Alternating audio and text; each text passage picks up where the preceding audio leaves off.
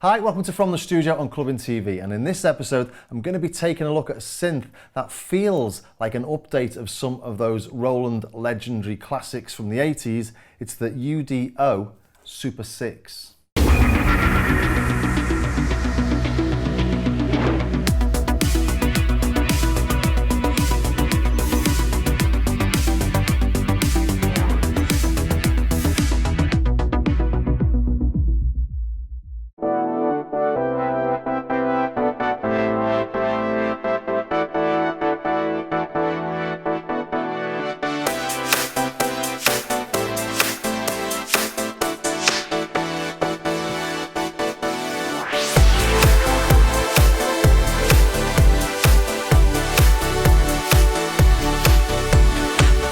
Is it a bird? No. Is it a plane? No. It's the Super6, Adventures in Synthesis. Looks a little bit retro, but is really quite advanced. When I say this feels like an update of some Roland legendary classics, you can see behind me there I've got a Roland Jupiter 6, and it feels very similar in lots of ways to this. We've got two envelopes, we've got two oscillators, a low pass filter, an LFO, we've got various modulation options including cross mod, all the stuff that you get on the Jupiter 6, but then every single section of this has taken things a little bit further. It's a hybrid synth, it's not an analog synth, it's got digital oscillators, but it's got an analog filter, and these oscillators are most peculiar once you get into them. So I think I'll start off as normal by taking a look at the oscillators. So what is it about these oscillators that's particularly interesting? Well, they're digital oscillators, and they've got they run special chips or special technology called FPGA, whatever that does, but it's meant to operate in the millions or hundreds of millions of hertz range, which means these can really deal with audio rate frequencies that are about 20,000 hertz. These can go up to something like 200 million. So when you get all this cross modulation, all these weird frequencies that normal CPUs have real difficulty dealing with, these can take it in the stride. So that's point one. Point two, it calls itself a 12 voice polyphonic binaural analog hybrid. 12 voices, but it calls itself the Super6. And that's because when it's in this binaural mode, it's got 6 voices on the left and 6 voices on the right, so you can only play 6 notes at a time. So if you take it off binaural mode, we can hear we're getting left, right, left, right. If we play a chord, it's got a spread. So it's sort of almost like true stereo. But when we put it in binaural mode, it goes more central, but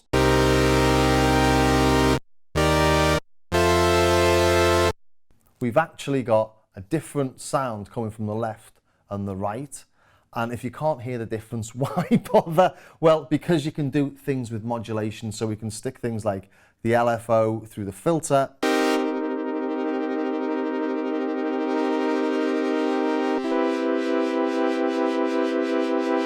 Now that's not the sound going from left to right.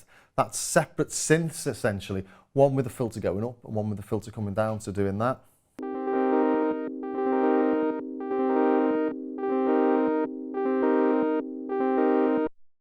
So making it sound really obvious and rubbish there, but actually when you start making tones, it means you can make really nice lush things, a bit like this. So let's try and make it sound a bit nicer.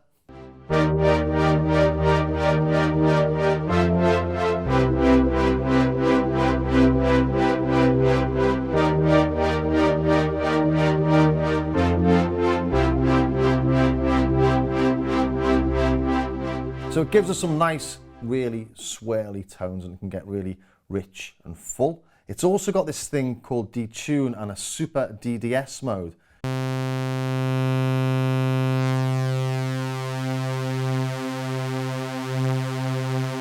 And what that's done is it's taken the main oscillator and it's given 3 replicas of that on each side of the stereo field.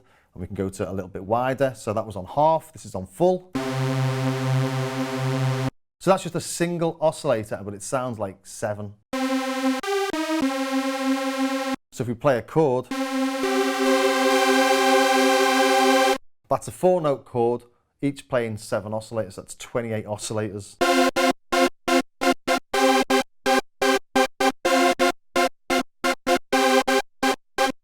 So not only can it give you really lush, sort of beautiful pads, it gives you those really sort of stabby lead sounds as well.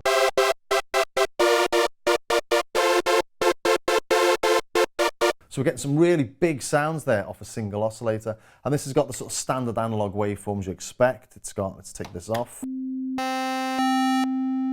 bit of noise, but it's also got these digital waves as well.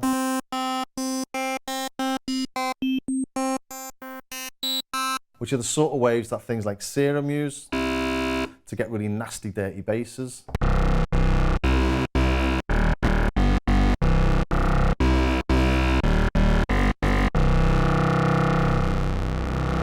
I think we've done the oscillators. Let's move over to the filter. Although the oscillators on this are digital, with it being a hybrid synth, the filter is actually analog. And actually, when you're playing this, sometimes you can hear a difference, a slight difference in the notes, depending on which voice is playing, because each voice has got its own filter in there, obviously. And depending on what modulation you've got going on, sometimes there's a really distinct difference. So it does give it that sort of analog feel. But let's have a listen to it.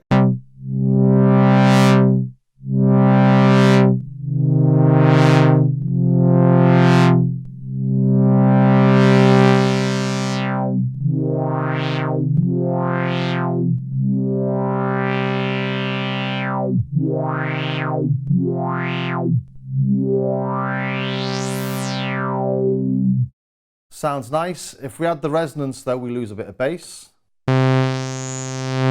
which happens on loads of filters, but on this we've got this drive circuit that seems to sort of make up for that. We're not losing the bass now, and then we've got a second drive circuit. And you can hear that really does add some dirt to it.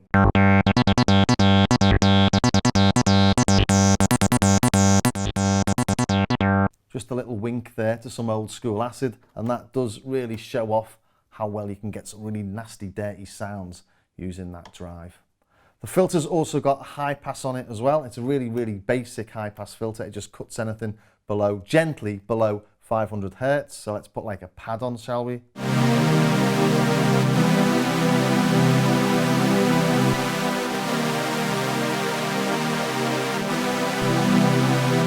So it really does kill the bass, and it's excellent for sort of stopping a mix getting too muddy on occasions. Also, it's got this tracking mode, which means it follows the cutoff slider, which means that it acts like a bandpass.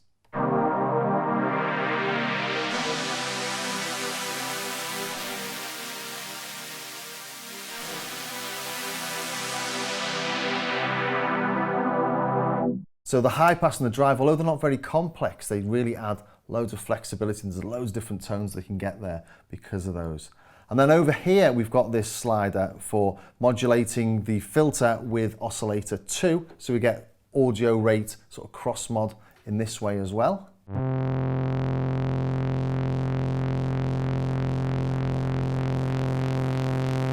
So again, all sorts of things you can do there, and because the filter can track where you are on the keyboard, as can oscillator 2 obviously, means all those sort of things can be really musical.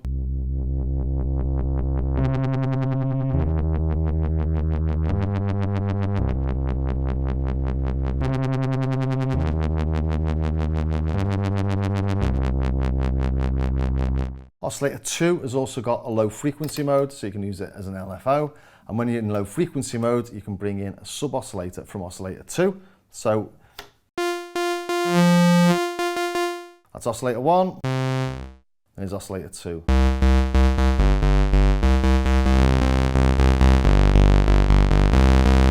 But you can't change the pitch of that using this, because it's a sub oscillator, so it's always linked to oscillator 1. But that means that you can now change the frequency of LFO2, or the oscillator 2's LFO, without affecting the pitch. It just gives you an extra bit of flexibility. And modulating with DDS2 in low frequency modes, we get all sorts of nice stereo effects as well.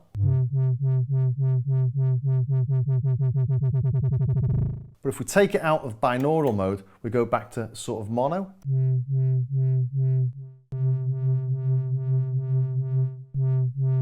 So these are all nice little tricks to give it a bit of flexibility in creating tones. Should we take a look at the Arpeggiator now?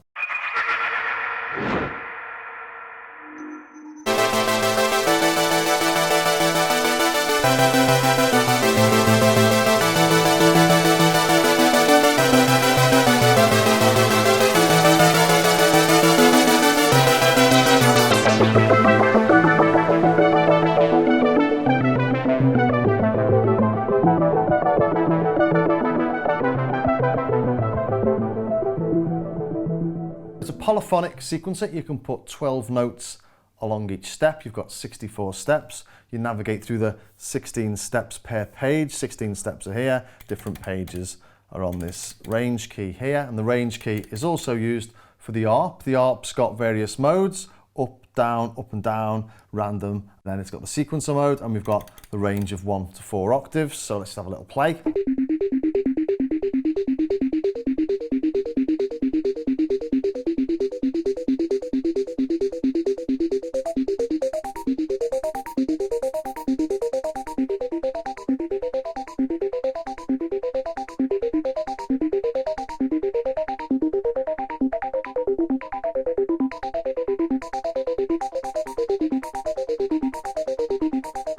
So now you've heard what it can do. Is it for you? Well, I really do like this synth. It's got a real charm. It really does feel like an updated 80s classic, but it is over £2,000. Unlike something like the Prophet 6, which is an update of the Prophet 5, I suppose, and the OB6, which is like an updated version of the old Oberheims, this feels a bit like an updated version of old Rolands, even though it's got nothing to do with Roland. It feels like no expense has been spared on it. It feels like a quality synth, but there's a crowded market at the minute. There's things a lot cheaper, like the Rev 2 from Sequential, or the Novation Peak and the Novation Summit. There's loads of things in that price bracket, but if you're after some sort of charm, some legendary analog charm, this could be well worth checking out. Well, I hope you enjoyed that, and if you did, don't forget you can catch it whenever you like on our Clubbing TV official YouTube channel on the From the Studio playlist. And if you are into your synths and your drum machines and general studio tech, take a look at my Starsky Carr YouTube channel as well. I've got a lot more there and a much more in-depth look at this as well. So I'll see you in the next episode of From the Studio.